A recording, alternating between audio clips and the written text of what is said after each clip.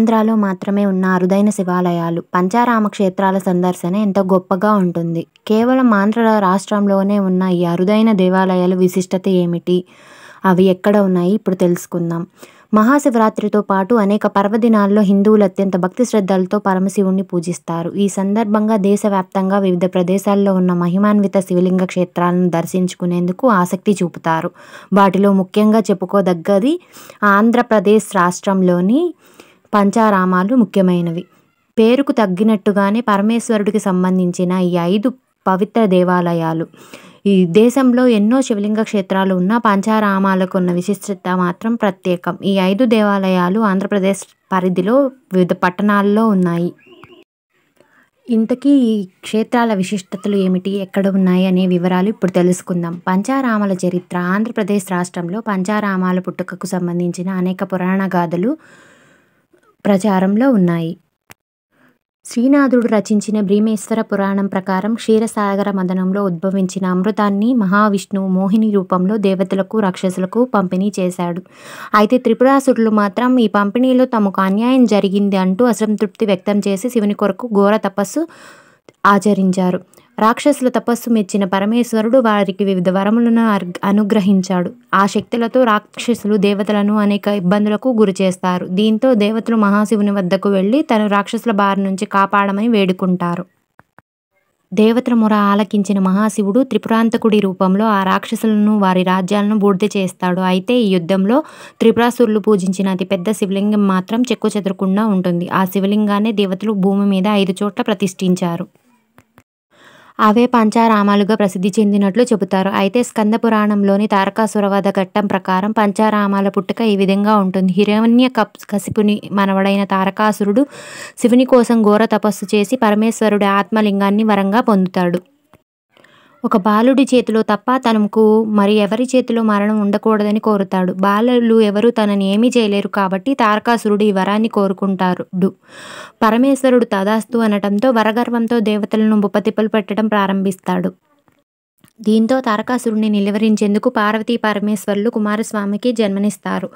దేవతలతో కలిసి బాలుడైన కుమారస్వామి తారకాసురునిపై యుద్ధానికి దిగుతాడు. ఆ భీకర యుద్ధంలో తారకాసురుని కంఠంలో ఉన్న ఆత్మలింగాన్ని కుమారస్వామి ఛేదించడంతో అతడు మరణిస్తాడు. ఆ సమయంలో 5 భాగాలుగా ముక్కలైన ఆత్మలింగాన్ని 5 చోట్ల ప్రతిష్ఠ చేశారు. అవే ఆంధ్రప్రదేశ్ రాష్ట్రంలోని పంచారామ క్షేత్రాలు.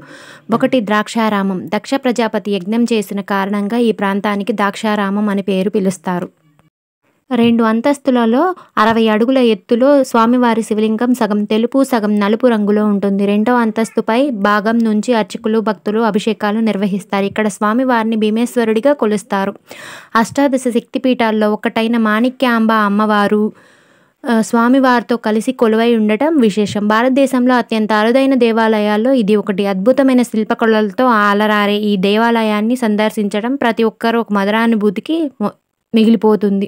క్రీస్తు శకం 892-922 మధ్య చాణక్యుల కాలంలో ఈ ఆలయాన్ని నిర్మించినట్లు శాసనాల ద్వారా స్పష్టమవుతుంది. కార్తీక మాసం మహాశివరాత్రి పర్వదినాల్లో ఆలయం భక్తులతో పోటెత్తుతుంది. తూర్పుగోదావరి జిల్లా కాకినాడకు 32 కిలోమీటర్ల దూరంలో ద్రాక్షారామం ఆలయం ఉంటుంది.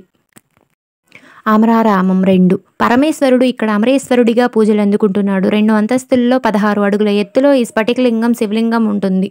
2 అంతస్తుల పై నుండి స్వామి వారికి అభిషేకాలు నిర్వహిస్తారు. అమ్మవారు బాలచాముండి, క్షేత్రపాలకుడుగా వేణుగోపాలస్వామి ఆలయాలు కూడా ఇక్కడ ఉంటాయి. తారకాసురుడు సంహారం తర్వాత చల్లాచెదరైన ఆత్మలింగంలో ఒక భాగాన్ని ఇంద్రుడు ఇక్కడ ప్రతిష్ఠించినట్లు స్థలపురాణం. ఈ ఆలయం మొత్తం 3 ప్రాకారాలతో నిర్మితమై ఉంటుంది. ఈ ప్రాకారాలలో అనేక దేవాలయాలు కనిపిస్తాయి.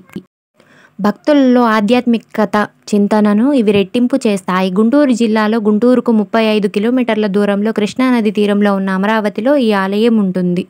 3 క్షీరారామం. క్షీరారామం ఆలయాన్ని 11వ శతాబ్దంలో చాణక్యులు నిర్మించినట్లు చారిత్రక ఆధారాల ప్రకారం తెల్లని రంగులో 2 అడుగుల ఎత్తులో ఉండే ఈ శివలింగాన్ని రామేశ్వర స్వామిగా కొలుస్తారు. త్రేతాయుగంలో సీతారాములు ఈ లింగాన్ని ప్రతిష్ఠించినట్లు ప్రతీతి. మొత్తం 125 అడుగుల ఎత్తులో గోపురాలను ఎంతో సుందరంగా ఈ ఆలయం తీర్చిదిద్దబడింది. ప్రతి ఏటా ఉత్తరాయణ దక్షిణాయన ప్రారంభంలో సూర్యోదయాన పెద్ద గోపురం నుంచి సూర్యకిరణాలు శివలింగంపై పడే దృశ్యాన్ని ఎంతో మనోహరంగా ఉంటుంది. పశ్చిమ గోదావరి జిల్లా పాలకొల్లు పట్టణంలో క్షీరారామం ఉంది. శివుడు భూమిపై తన బాణాన్ని వదిలినప్పుడు అది ఈ ప్రదేశంలో పడి భూమి నుంచి క్షీరధార వచ్చినట్లు కథనం.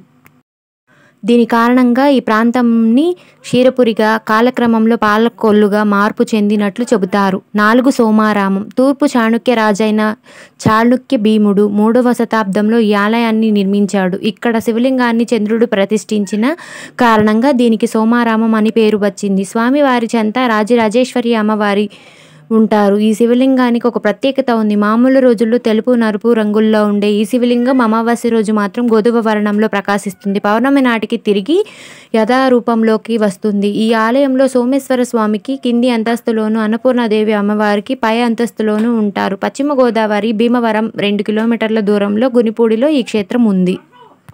5 కుమార భీమారామం. సున్నపు రాయి రంగులో 60 అడుగుల ఎత్తైన 2 అంతస్తుల మండపంలో ఇక్కడ శివలింగం ఉంటుంది. ద్రాక్షారామం క్షేత్రాన్ని నిర్మించిన చాళుక్య రాజైన భీమునిచే ఈ ఆలయం నిర్మించబడింది. అందుకే ఈ 2 క్షేత్రాల నిర్మాణ శైలి ఒకే విధంగా అనిపిస్తుంది. ఆలయ ద్వారాల నుంచి కొలువును వరకు ప్రతి నిర్మాణంలోనూ పోలిక కనిపిస్తుంది. శకం 892 నుంచి 922 మధ్య ఈ ఆలయాన్ని నిర్మించినట్లు చెబుతారు. తూర్పుగోదావరి జిల్లా సామర్లకోట సమీపంలో ఈ ఆలయం ఉంది. సామర్లకోట రైల్వే స్టేషన్కు ఆలయం చేరువగా ఉంటుంది.